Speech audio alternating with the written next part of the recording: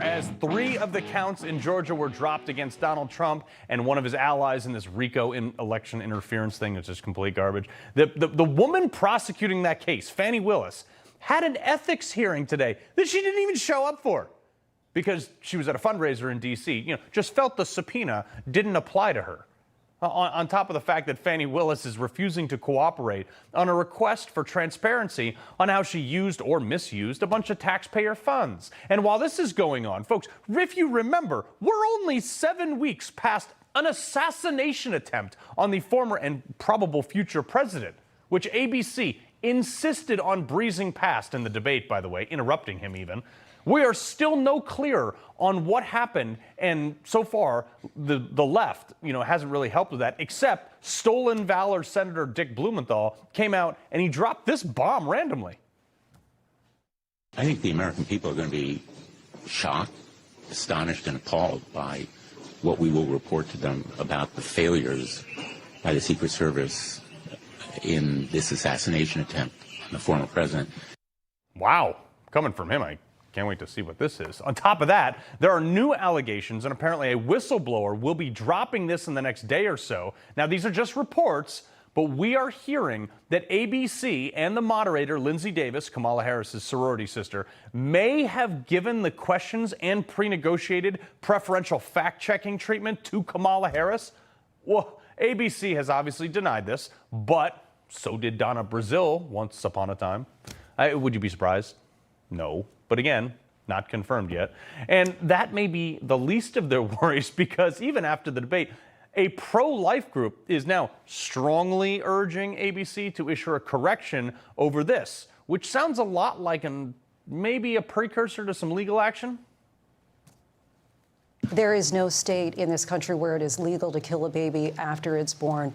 Madam Vice President, I want to get your response to President Trump. Well, as I said, you're going to hear a bunch of lies, and that's not actually a surprising fact. Nowhere in America is a woman carrying a pregnancy to term and asking for an abortion. That is not happening. It's insulting to the women of America. Yeah, actually, there's almost a dozen states with no specific restrictions on when the time of abortion can end. So Democrats have essentially engraved their own headstones at this point. I would think that they're trying to lose this election. Maybe that's why Biden was wearing a MAGA hat the other day. Increasingly, more and more people are saying to the media, to Democrats, hey, I don't believe the things you're saying. And instead of Democrats and the media correcting course and actually trying to show a shred of integrity, they just add another floor to their ivory tower and move up there and then accuse all of us of being stupid. All the Republican establishment has to do is just screw up less and get out of Trump's way for the next 53 days. And this is in the bag. Democrats claim to be the party of decency and then try to destroy anybody who thinks differently. The self-proclaimed party of law and democracy who bailed out rioters from burning down cities after the BLM riots and then circumvent democracy by kicking their current president and primary victor off the ballot. The party that talks about election integrity but doesn't want anyone to have to prove that they're a citizen to vote, even suing states not to clean up their voter rolls. Unbelievable. These people accuse Donald Trump of Russia collusion, only to have the FBI official that investigated him for it then sentenced to 4 years in prison for Russian collusion. I mean, seriously, this is unbelievable. Meanwhile, they'll go on tour and say that, oh, no one's above the law. No person is above the law, not even the President of the United States, not even a former President of the United States. Each of us is equal before the law. No one is above the law. No one, my friend, is above the law. And in this nation, not even the president is above the law. No person is above the law in this country. I can't say it anymore. No one is above the law. I feel like I'm living in the upside down. But apparently, I'm not alone. At this point, Kamala Harris is the worst polling Democrat against Donald Trump in any cycle, okay? Among black people, too. Joe Biden, he's desperately trying to salvage this by lying, and then today, in a major gaffe, gave us this gem. In just 3.5 years, we created over 2 million new black jobs for black Americans and black Not a great look. And for Kamala, perhaps claiming to be black and then changing your accent to the whatever location you're speaking in isn't working either.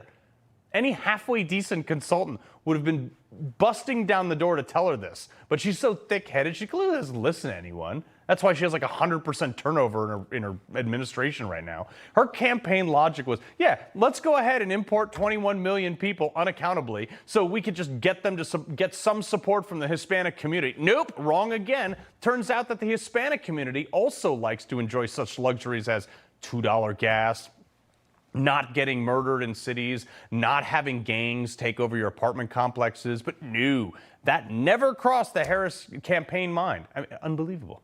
And that's probably why she's the worst performing Democrat in modern history in this demographic. And even after appointing the governor of the #1 terrorist recruiting capital of America as her VP for her running mate, CARE, the Center for American Islamic Relations, the group that has been declared as a terrorist organization by the UAE, and 7 of their board members at one point were not even allowed to enter the United States, in part because they were supporting Hamas and other terrorist organizations. They just came out with a poll that says 52% of the Muslim community that Kamala Harris has been bending over backwards with Ilhan Omar for by basically alienating one of our closest allies, and she's still only got half that community's support here? Unreal. So it should be no surprise, too, that the Jewish community is basically ready to dump Kamala Harris into the Potomac. And one of Harris's major policy claims was that Goldman Sachs supported her economic growth agenda. And the CEO just came out and was like, nah. So that report, which was mentioned last night in the debate, came from an independent analyst. And it's interesting, Scott. I think a lot more has been made of this than should be. And the reason I say a bigger deal has been made of it is what it showed is the difference between the sets of policies that they put forward was about 0.2%. So, I think our clients are trying to look at what's going on from a policy perspective and make judgments. I think this blew up into something that's bigger than what it was intended to be. But these people don't care.